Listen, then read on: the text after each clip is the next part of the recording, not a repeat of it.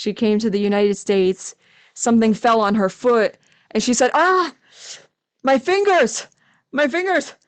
And people around her were laughing, like, "Oh, your fingers? Those are not your fingers." Hey there, English hero. Welcome to another episode of the Heroic English Podcast. I'm Max, your host, and are you stuck in your English learning and wondering how you can break through this plateau? Well, if that's you, stick around because this conversation could be the gentle push that you need to get back on track. The key in all of this? One word: proximity. So keep that word in the back of your mind because it's a big part of what my guest and I discussed today. Speaking of my guest, I am joined by the inspiring Hanna Hitchcock from Speak On with Hanna. She's an ESL teacher from the US and a language learner herself.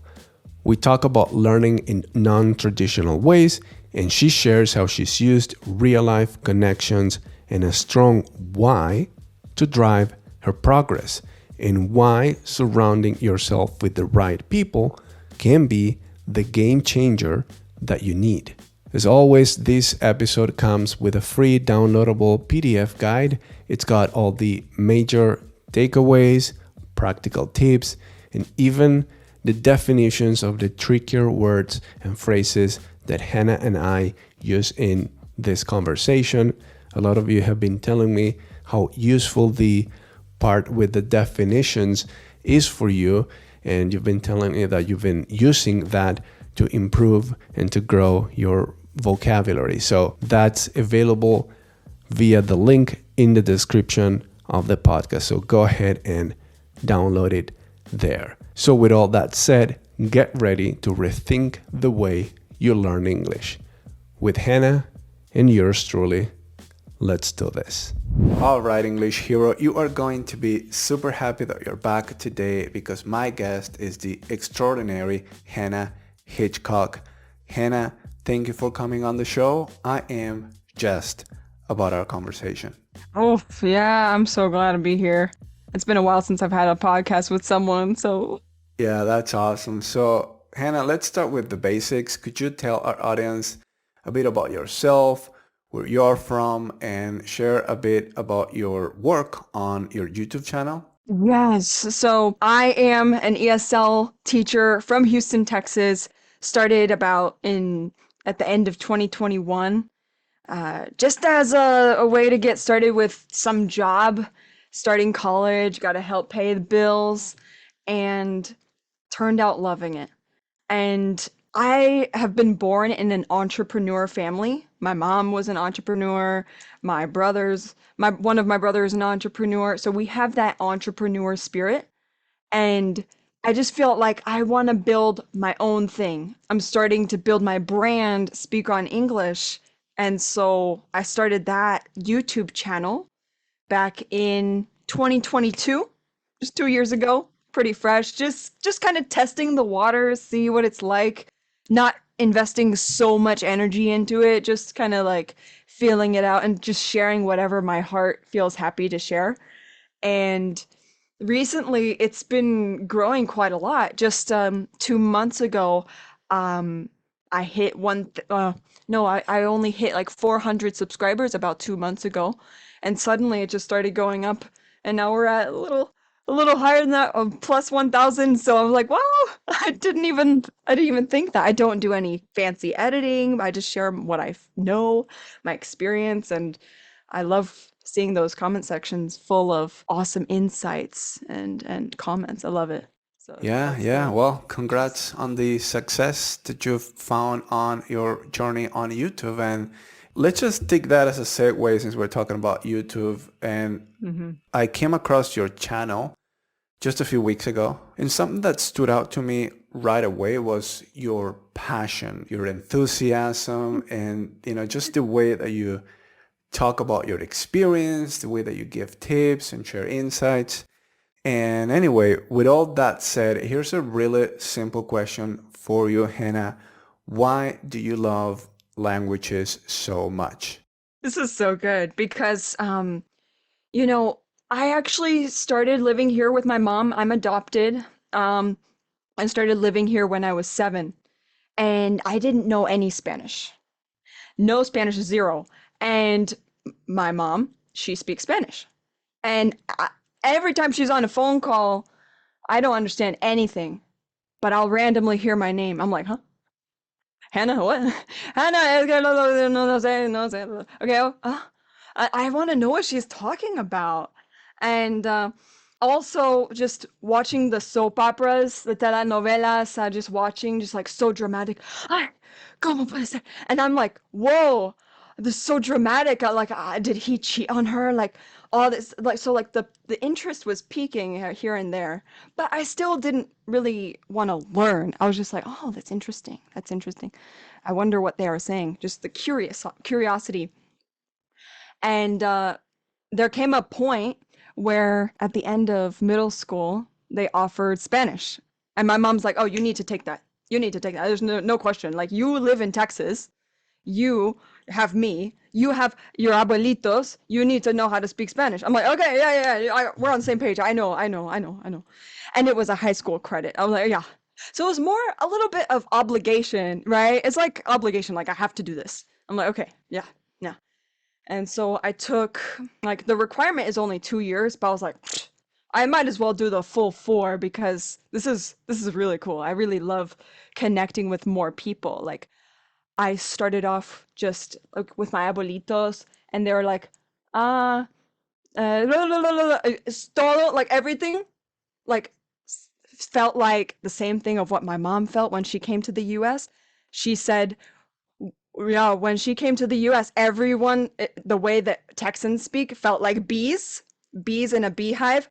For me, it was same with my abuelitos. So bees in a beehive, just like, I'm like, huh? And then my mom is next to me saying, "De gracias, say, di algo, like say something." And I'm like, gracias. But I felt so bad that I couldn't connect with her more. And she would ask again and again, like, why isn't Hannah learning Spanish? Why isn't Hannah?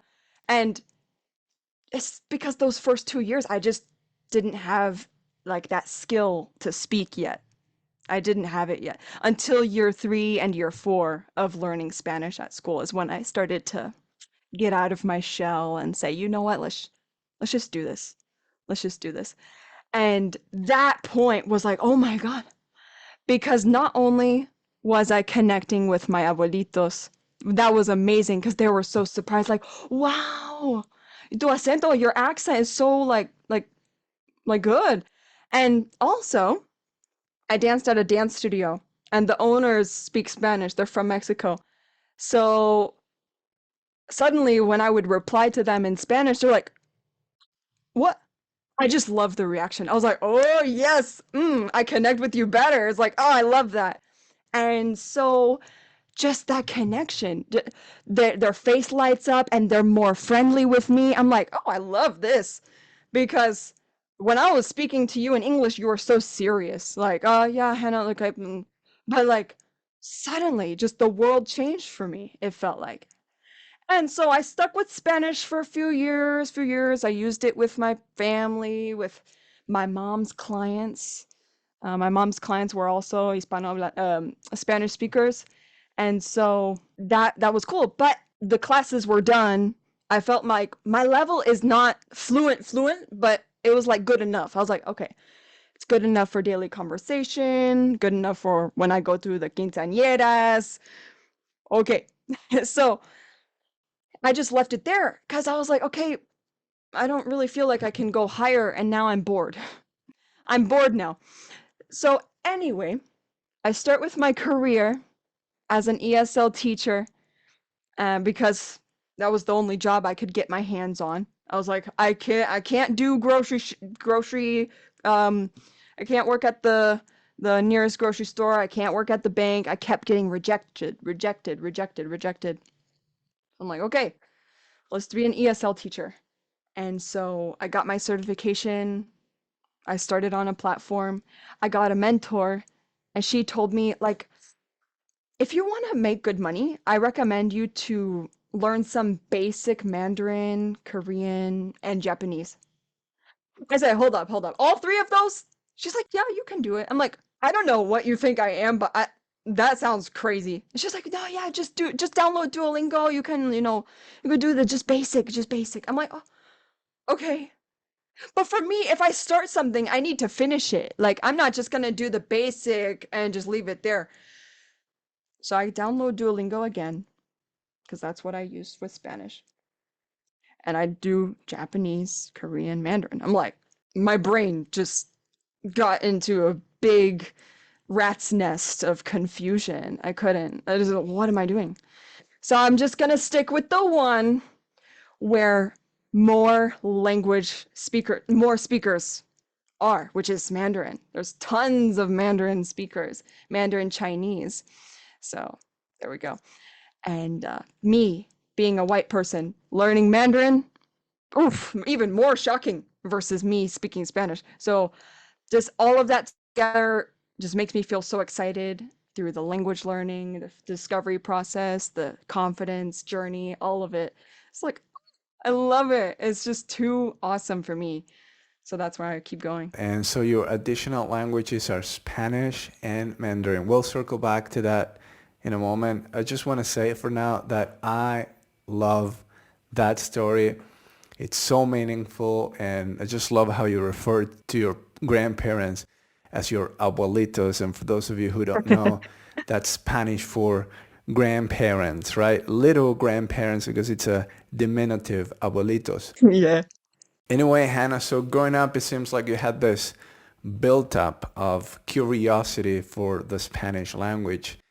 And it kind of got Yeah. to a point where you had an opportunity came your way and you took it. Yeah. And I'm sure that you've come a long way since then in your Spanish speaking skills. And it's just so cool how Spanish is attached to your family in such a meaningful way.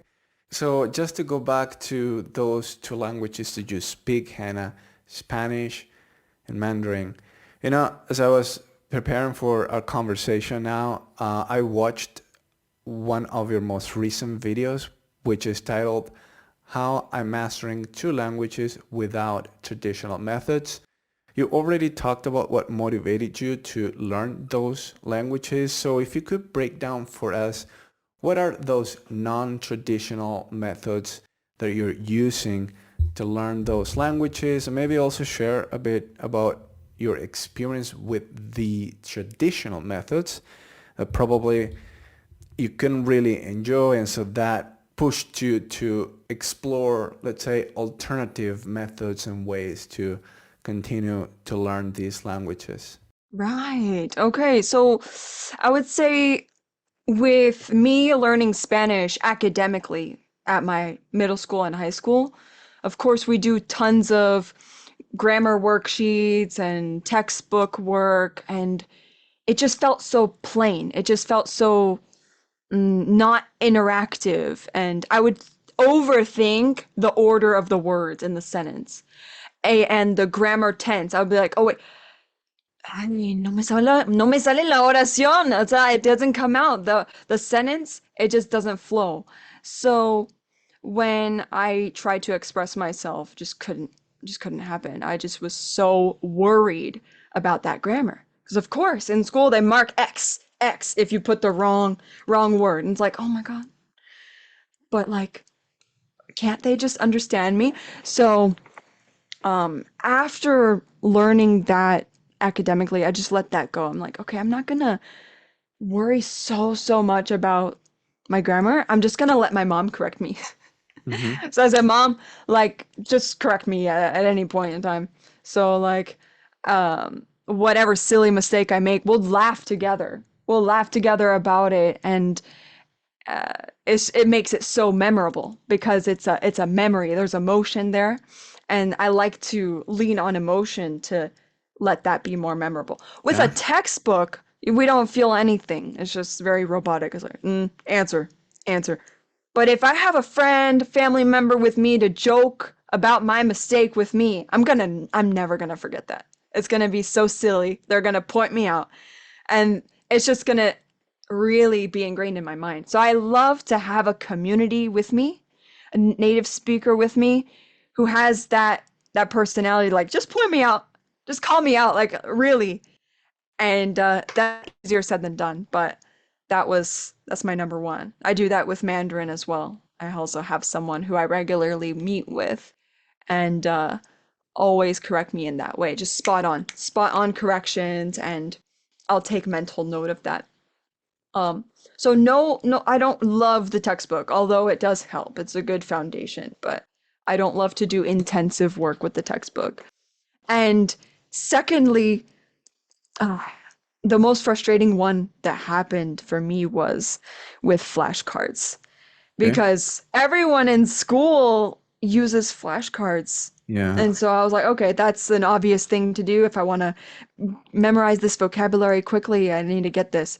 So my mistake was with Mandarin, I can't write the characters, of course. Like I don't know how to do that. So I was writing something called the pinyin, which is the basically transcription, like how it sounds, how the word sounds. Yeah. So I was writing that down, one side the Mandarin, other side the English. I was writing out sentences and phrases that I could use in daily life, like, oh, what do you think? Or I don't know, or different phrases like this. But it was useless because I was just Mhm. memorized. Okay, okay, da da da. I knew it. Okay, I knew it. I could memorize. But then I had my phone call conversation with my friend's mom first time, and just so much hesitation, and I couldn't make a sentence to save my life. All I could respond was yes and no, and just really short things. But because with the sentences I memorized, it's like I didn't know what each word meant. I just said, I just know the whole thing together makes the sentence. And yeah, I memorized some words, but I didn't know how the order went because I never got listening exposure. And I put together the puzzle pieces. I was like, okay, what am I missing? Well, just like in English, just like with Spanish, I got tons of listening exposure in the first few years. Yeah. When we're babies, we listen a ton before we sit down in front of a grammar textbook. As that And foundation. Yeah. and I feel a lot of people or learners starting out, they think, okay, start off with grammar. And I disagree with that. I believe that we have to get tons of input first, tons of listening, and interactive listening. Just like how a kid is with their mom and like, okay, you want to go in the car? Okay, let's go in the car. And then the action is there. And so it's more interactive. And that's why I listen to podcasts. That's why I chat with my friend in Mandarin. Sometimes we have like a full hour, zero English. My teacher that I chose for learning Mandarin, zero English. And only if I really need it, like she'll tell me a little bit of English. So I'll say like 97% Mandarin in our classes. Me as a beginner, really a beginner. And so that was key for me. That was really, really key. And have someone super patient. So for me, it's really interactive. I don't like studying by myself on an app. I did apps as well. Flashcards didn't, it can work for people, but for me, it just wasn't working. It Hmm. didn't, it made me lack that confidence and the textbooks too. Yeah. So, Totally. And it's all about discovering what works for you. And, mhm. the best way that you can do that is by experimenting with many different things, many different styles of learning.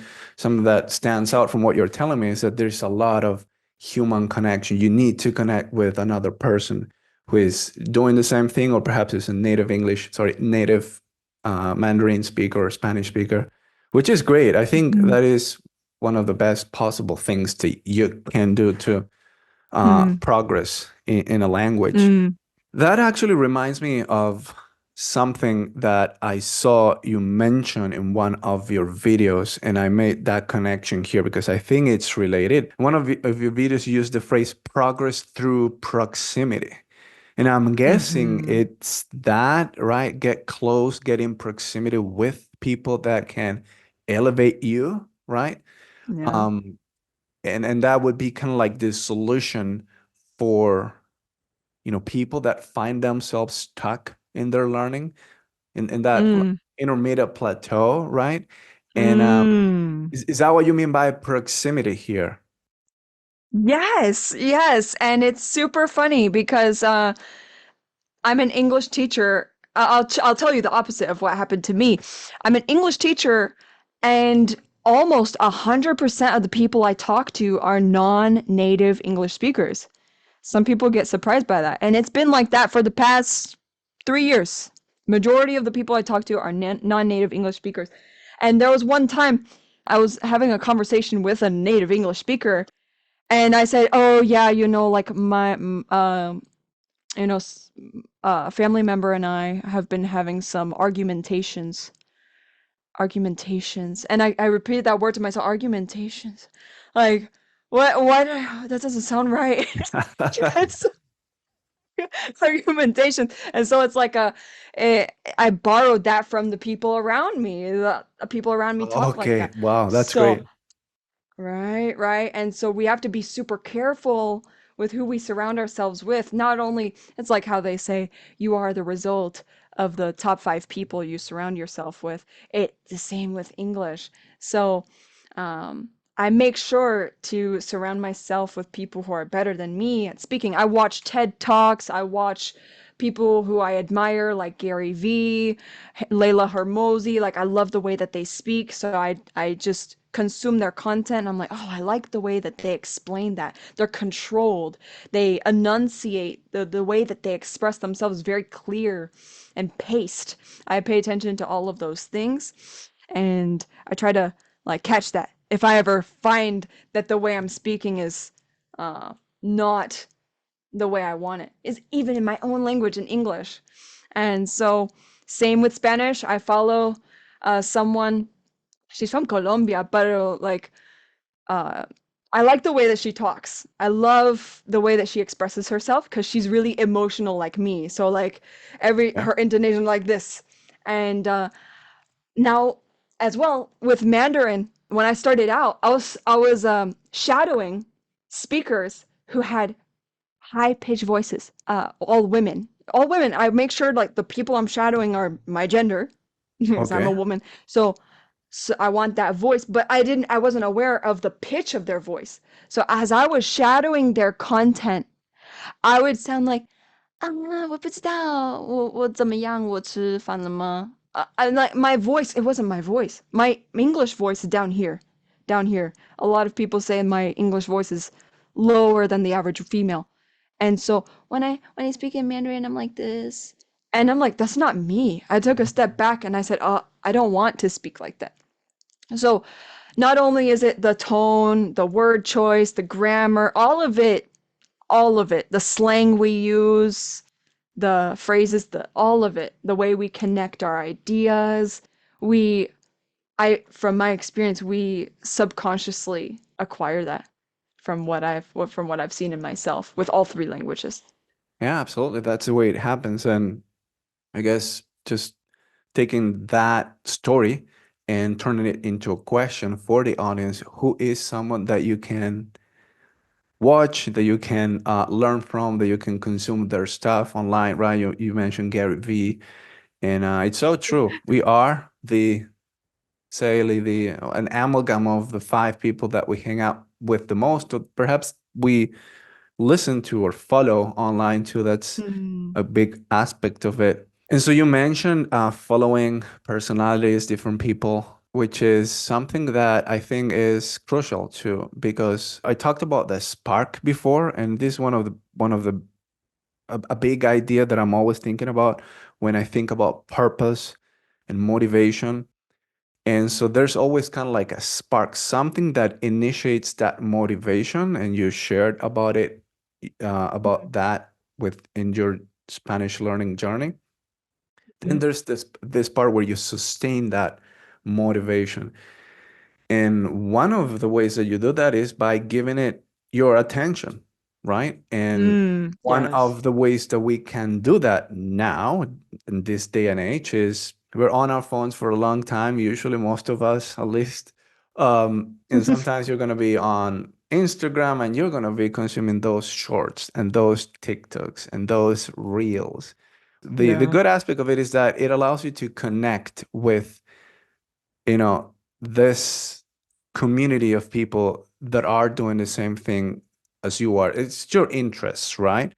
Mm-hmm, mm-hmm, I like lifting weights, so the algorithm is gonna find out about that, and they're gonna give me content on that.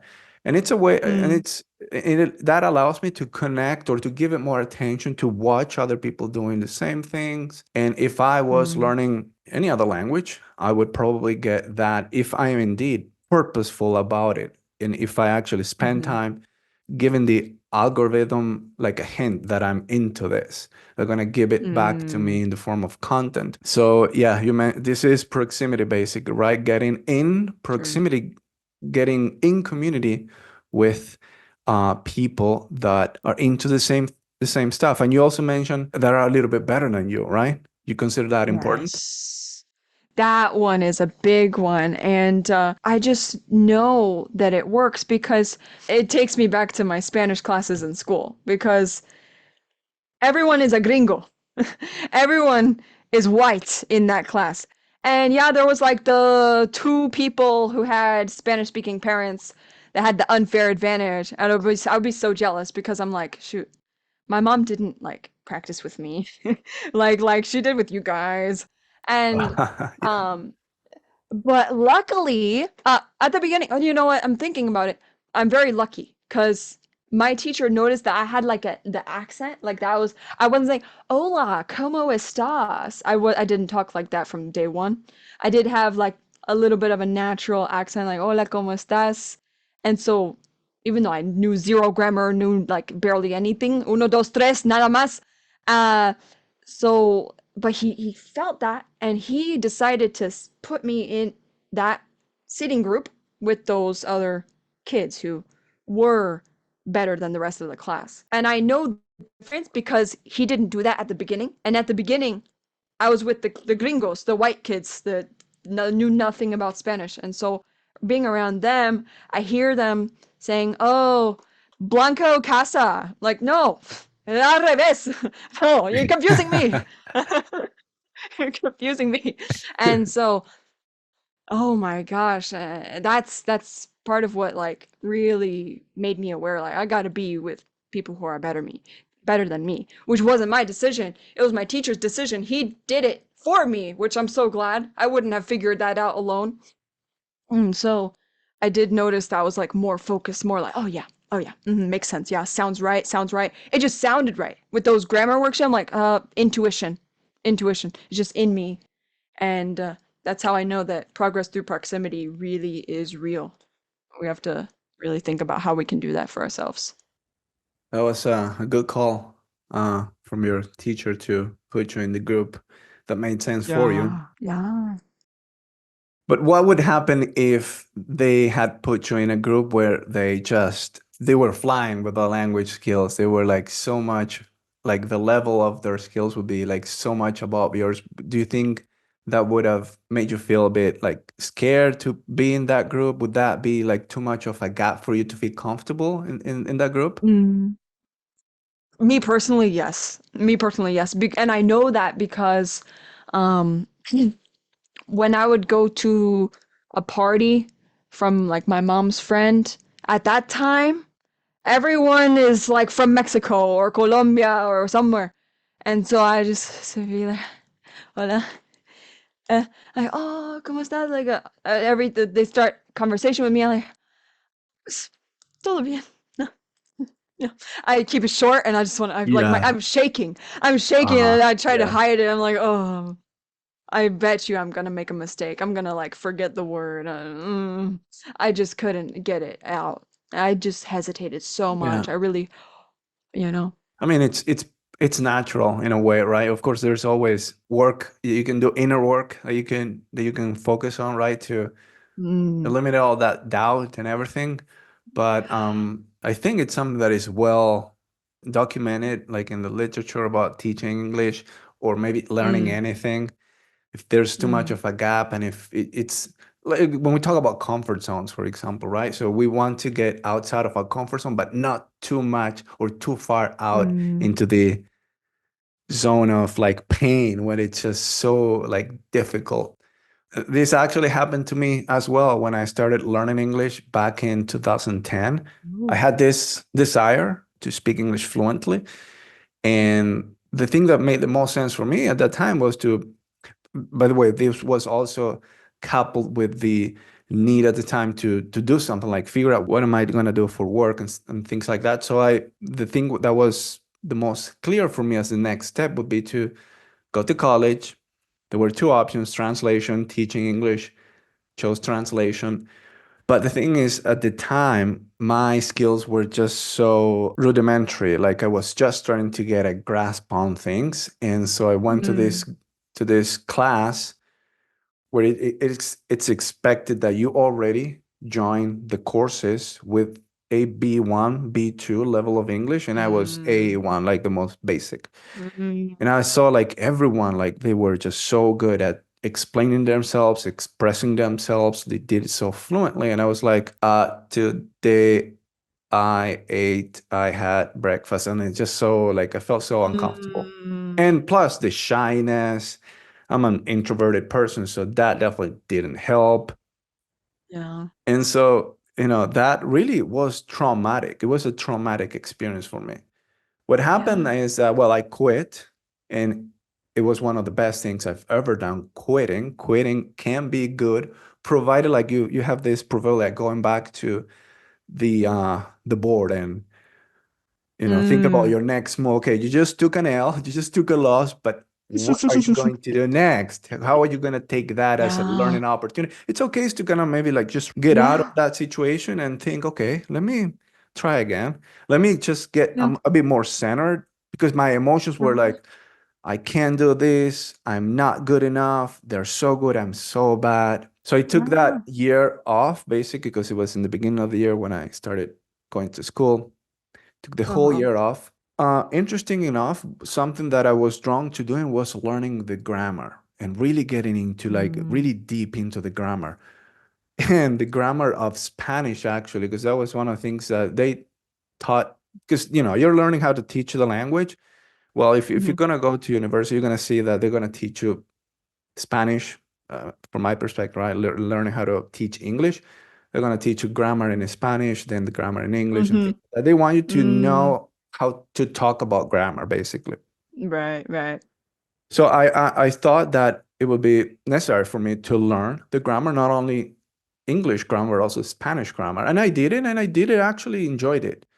I think Mm. sometimes it's all about like how you feel about what you're doing and how much you believe that you can actually progress by learning about that. Mm.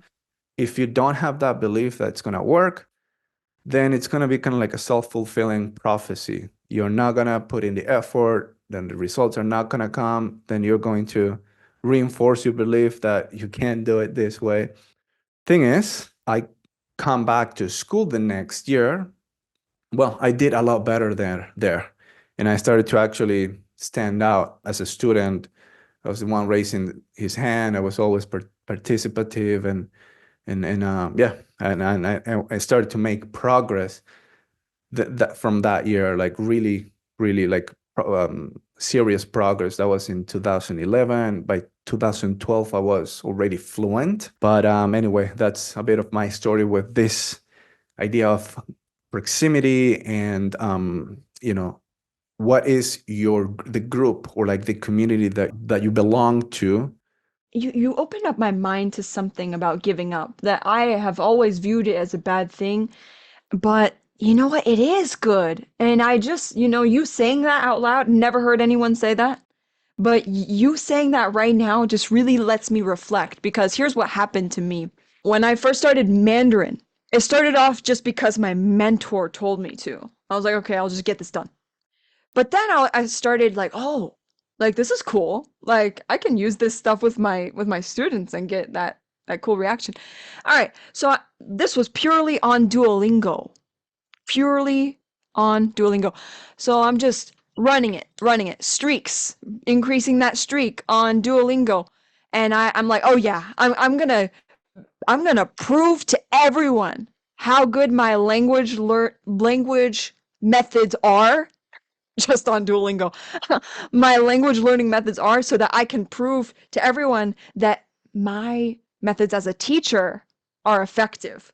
So I was like, yeah, if I can learn Mandarin fast, then that means that I can get their approval.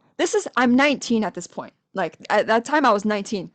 So I had that low confidence, and I felt like that would be my advantage. That would be my selling point. Me, white person, live in the United States, don't live in China, don't live in Taiwan, but I can still learn Mandarin in 1 year. Like I set the unrealistic expectations. I was like, yeah, I'm gonna learn it so fast that I'm gonna blow everyone's mind. I just couldn't believe it because I was just hustling on that, hours on Duolingo. January rolls around. At that point, it's just maybe September, October, November, December, January. 5 months.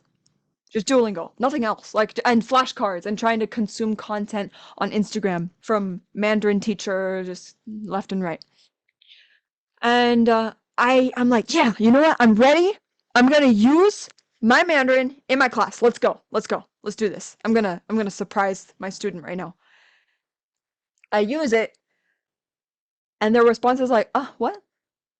And I repeat it, and they're like, uh, I don't understand. I'm like, are you kidding me? I've been learning this phrase for like the longest time and you don't understand it. And either that or situation number two, which was, oh, we don't say like that. Like, that sounds too formal. Like, you sound like a textbook. And I'm like, no, no. Or situation number three, which was, I used some Mandarin. It's very simple. And they respond to me like I am fluent. Like, I'm like, no, no, no, no, no, no. I don't speak Mandarin. Forget that. No, forget it. Let's go back to me speaking English because it's not working. It doesn't. I can't communicate with you. So through those three horrible, gut wrenching experiences, I cried. I was frustrated. I thought I was stupid, which is so ridiculous because how can I make that much progress in 5 months just on an app and some flashcards?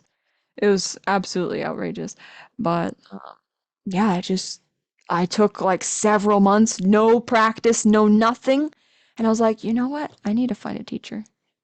I need to find a teacher because like even though my income is not that great, like I don't have that much money for classes, but I'm gonna do it. I just think that could be the solution. And it was. And it was.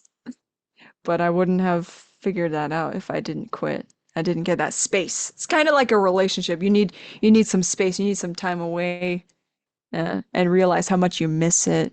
Realize how much you appreciate it. The things, those little things. Yeah.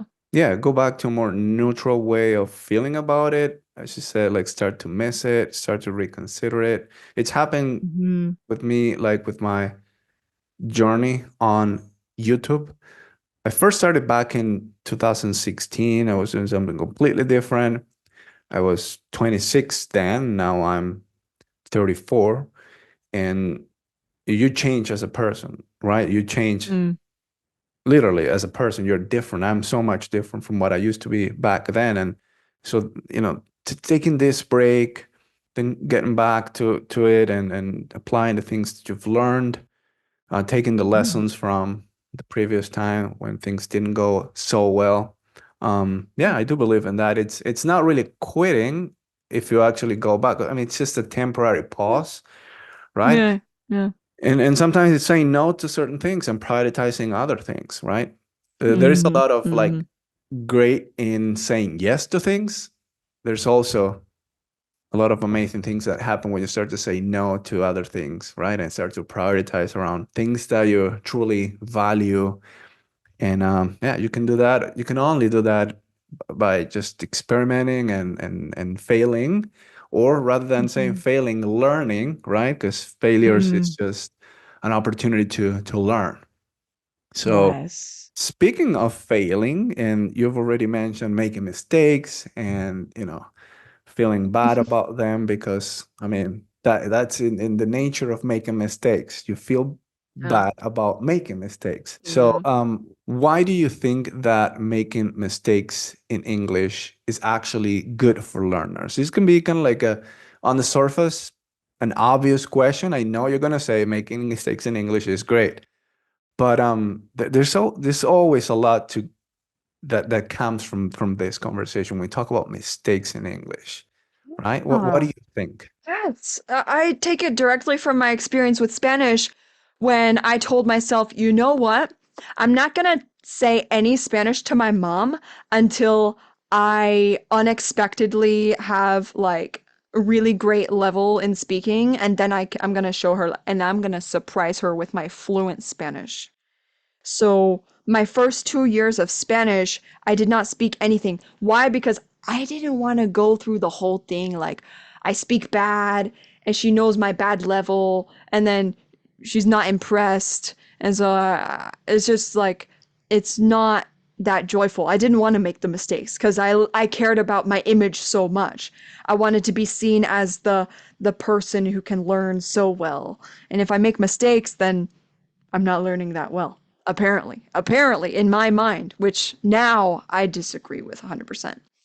So that was my mistake by not practicing any speaking at all, um, because I just lost that opportunity. And then once I did start speaking super late, then like it just wasn't there.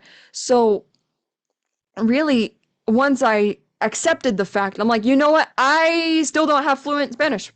But you know, I'm letting it go because it's gonna take forever. I can't be fluent unless I start speaking. It's just, I just wanted that so bad, and it was hard to let it go. But I let it go. I'm like, okay, whatever. I forget it. So on year 3 of learning Spanish, I started speaking, and if I called a certain thing by the wrong article, like el or la, like I used the wrong one, just get that correction, just get it done, and don't feel bad about it, and like it's fine. So um whereas also with my mom's clients, I would say, oh, I feel so bad, mom, like I say tú instead of usted, like I didn't use a polite way to address her. She's like, oh, yeah, I noticed, but don't worry about it, just next time, there's a next time, and don't like beat yourself up about it, because I would just be like, oh, I would think about it the whole car ride back home. I'm like, oh my God, I'm so stupid. No, how could I do that? Why did I say it like that? And she's like, my mom, she still today makes mistakes. She doesn't care. And she's one of my biggest idols because she came to the United States, something fell on her foot, and she said, ah, my fingers, my fingers. And people around her were laughing, like, oh, your fingers. Those are not your fingers. And so she's like, no, not my fingers. And so, and yeah, people laughed at her, but luckily she didn't take it personally. It was a memory, and she just kept going.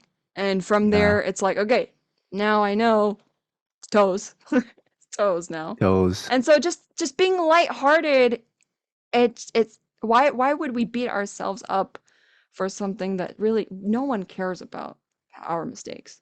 Like I tell my students all the time, like you make a mistake, yeah, we really don't care. As Americans, we don't notice it. Like we just it goes over here because we have so many immigrants. Like we just okay, we try to understand you. I ask my student, "Oh, you came to the United States. Oh, that's awesome. How was your interaction like?" And they say, "Yeah, I was really surprised. Like y'all are so patient." I'm pretty sure I said some incorrect grammar and like y'all didn't care. Like I just chatted with like a guy at the mall, and it was totally great. And it was way better than I expected. I'm like, you see, just let it go. Just let it go. It's totally fine. And just learn from it. That's all it is. It's not going to kill you. The mistake is not going to kill you. It's not a display of who you are. It's not a display. It's not, for me, I'm talking to myself too, because I still beat up myself sometimes. My mistakes are not a definition of who I am. Just try again. Just keep trying. That's it. Like, that's all it is. It's really that simple. It's cliche, but it's really that simple. Just keep trying if you really want to. At any given moment, in any given time, you're doing the best that you can with what you've got, with the experience that you've Mm. got, with things that you've learned. You're doing the best you can. You're always doing that naturally. I wanted to ask you about this idea of celebrating your wins, celebrating things that Mm. go well in your learning. How Mhm. does one do that? By the way, just to share with you and with the audience, something that we do Mm. at the Heroic English community. We have a community on Facebook, and with a bunch of learners really engaged Ah. in that community. And something that we've started doing is at the end of the month, we have a challenge where we share about the wins of that month, right? So, for example, Wow. just recently I shared my wins from July. And so a lot of times people celebrate something that went well in their learning, something new that they started doing, Mm. something that is like clear progress, right? Love Um, that. and and Mm. yeah, so how do you explain the importance of celebrating your wins? I love this. The reason is because it just now this week had a student come and tell me, Hannah, I have been taking classes with several teachers online to improve my English for the past 1.5 years, and I don't see progress. And maybe I'm making progress, but I don't know. Like, I just don't feel it. I don't see anything really noticeable. And I say, well, do you document your progress? Do you have some sort of like recording of your own speaking from day one? Because what I love to do is what my year 4 Spanish teacher did for us is on day one, we recorded how we speak. We had a recording like answering some questions. And then at the end of the year, we listened back to it and we're like, oh my gosh, I spoke like that? We don't notice that. We don't really know. When I heard my voice, I'm like, I keep like saying eh, I keep pausing, like I can't finish my sentence. I'm like, wow, I did not realize that I spoke like that. And so that was a confidence booster because I'm like, oh, okay, so this year was not a waste of time. This year was not a waste of energy. This year worked. Whatever I did this year worked. And that's what I did for my students too. Great way to really like make us feel like, okay, the effort works. And that is like a snowball effect because if when I don't do that, when I don't, I speak for myself. And maybe those who are watching right now can comment if they agree or not. But when I don't see the results, I just am like, why am I doing this? Why do I need to practice today? I can let it pass. I don't need to practice today. It'll slide. No, nothing big will happen to me. And that accumulates tomorrow, tomorrow, tomorrow. I'll practice tomorrow. And yeah, then my level goes down. Actually, that's the thing with language is that our level goes down. And I know that because 2 weeks ago, I went to my mom's friend's house and I was telling her about the gift I gave my mom. I'm like, explaining it. And she's like, your Spanish level like kind of went down, didn't it? I'm like, no, that is so embarrassing. For her to point that out loud in front of me, I'm like, wow, okay, that's embarrassing. That's embarrassing. So really celebrate even that I have to celebrate. Celebrating me explaining the gift to my mom's friend. I need to celebrate that because it's like I took a gap of no practicing Spanish. I haven't been practicing Spanish for a little while. And so I need to celebrate that because I faced that. I faced her hard truth to me. That is something that I need to embrace because I didn't take that and drop everything and say I'm so stupid. I took that and I said, okay, I'm gonna have a audio. I'm gonna send some audios to my friend who speaks Spanish, just to get started again. And that has really been a game changer for me. Just celebrating every little thing. Yeah. It keeps me going.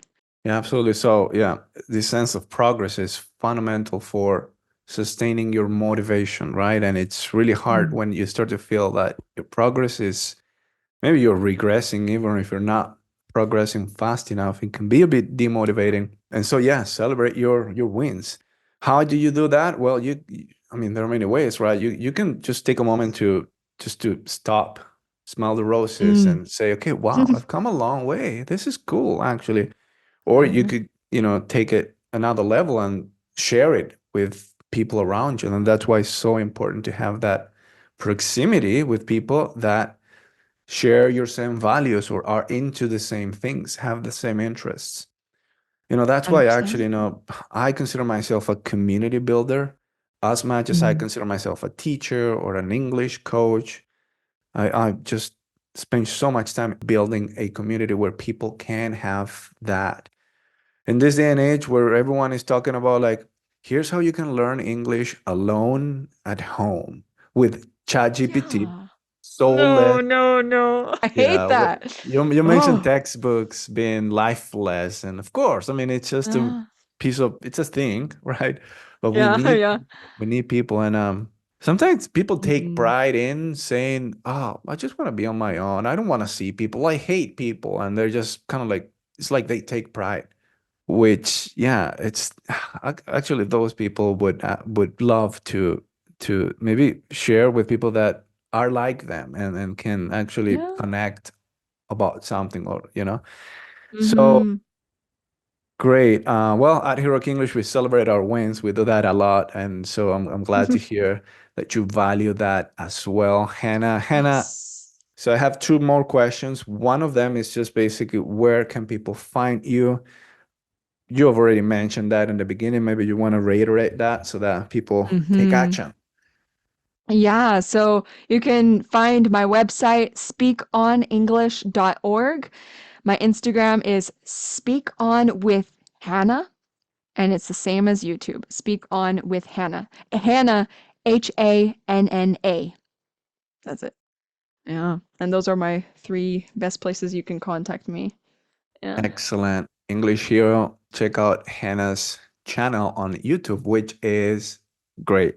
Uh, as I Thank said you. before, you, Hannah, have a knack for explaining your ideas on camera. I think you do that very well. And Thank yeah, you. check out Hannah's website as well. So, Hannah, just to wrap things up here, I always end with a question that invites our audience, English Hero, to reflect on the answer to that question. I believe that we could tell people what to do, but at the end of the day, that's our worldview, imposing our worldview on them. So, instead of me telling them what to do, I always like to ask a question that invites them to reflect and to arrive to conclusions on their own. They can receive guidance, of course, but most of the work they do it themselves with their own reflection. So, what would be a question that you like to leave our audience with today? The question that I really hope that people can hear and absorb is, why are you really wanting to learn English? And this is different than what every English teacher might ask you is, "Oh, why are you learning English? Why are you learning English?" We probably have this robotic response like, "Oh, I'm learning English for my career. I'm learning English for X reason." And a lot of the times what I'm noticing is that is not internal. It doesn't come from in us. It comes from society. What society tells us what we should want, why we should do something, right? Oh, it's because it's good for me. English is good for me. Um, and that's it's gonna be aimless. I've noticed it, and so don't say. I try to say it myself as well, not why am I learning Spanish, but why am I really learning Spanish? Why am I really learning Mandarin? Like, really. Like, so inner work, a lot of reflecting and trying to figure out what do we really want? Why do we really want this? That's what I want people to take away. Reconsider. Yeah, it's that intrinsic versus extrinsic motivation, Mm. the why. And we're kind of going full circle because that was the first question I asked you. Why are you learning, or why do you love languages so much? That was the question. Yeah. Wow. So there we have it. I love it. Hannah, Thank you for coming today. Love this opportunity to sit with you and chat about Yeah. language learning. It's been a pleasure. Thank you so much. Thank you, Max. Thank you so much. It's been awesome. And that, my friends, wraps up another fun and insightful episode of the Heroic English podcast. I hope that you found the conversation with Hanna as eye-opening and inspiring as I did. Hanna is so funny and radiates such good vibes, and I loved having her on the podcast. And that was also such a great landing there with her question and the importance of knowing why you're learning English. And the reason why it's important to understand your why is because it's directly tied with your motivation, with your consistency, and with having a good attitude for learning, which is crucial. A good attitude for learning is really wanting to learn English, this desire, this strong desire to want to learn English and to master it. And on the other hand, believing that you can do it, believing in your ability to succeed, and believing that you can master the language. Now, as Hanna just said, a lot of times when we are asked this question, we just repeat the same old words that we always repeat. We just keep regurgitating the same words and saying things like, okay, why are you learning English? And our answer is, well, because I want a better job, or like my career, or like all these same answers. But I don't think we really feel what we are saying, or we really mean what we are saying. It's just an automatic type of response that we use. But again, it's important to be able to articulate your why, or at least be more aware of what that deeper reason for learning English, for wanting to learn and to master the language is, right? So if you're not sure how to clarify your why, a good place to start is by thinking about the person that you aspire to be in some key areas of your life, like relationships, career, finances, intellectual goals, etc. Now, consider the role that English plays in each of those areas. If speaking English fluently is a crucial part of becoming the person you want to be in those key areas, then you have a strong sense of purpose for wanting to learn English. Now, if you want to get further clarity around, your growth in these key areas of your life, career, relationship, finances, intellectual goals, etc., it might help to put it down in writing and write up what you plan or aspire to become in these areas in the next year, in the next 3 years, or in the next 7 years. These are the time periods that I personally find useful for me to envision myself in the future. But you can modify it to whatever you prefer, right? Now, this is a good vision setting exercise, and as such, we talk about the future, not the now. And when we talk about the future, we talk about our potential, which is great, but it's only our potential. And everyone has a potential. The problem is that only a few truly realize their potential. That's what we need to focus on: the present, in the now. In the present, we don't talk about potential, we talk about productivity. Productivity is what we do today, right now. Potential is what we can become. And we can only get to our potential if we keep being productive. So the question is, are you being productive with your English? Are you taking the necessary actions to improve and move closer to your potential? Again, productivity is what we focus on now. It's that action taken, and it's what bridges the gap between now and our future potential. What connects the now and the then, the future, is consistency. If I need to prove that to you, I will ask you to think about now and the past. Because, think about yourself a year ago and you thinking, okay, what I wanted to become a year in the future, meaning right now. Now is the future in the perspective of you a year ago.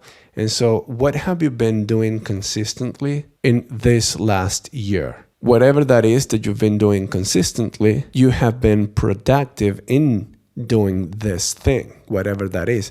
And so you've either reached your potential in whatever skill we're talking about, or you're moving closer to that potential when we continue looking into the future where there is even more unrealized potential. And so again, here is the importance of consistency. So we've got a few things already: potential in the future, productivity right now, and consistency is what it's in between and what connects the present with the future, or rather our productivity with our potential.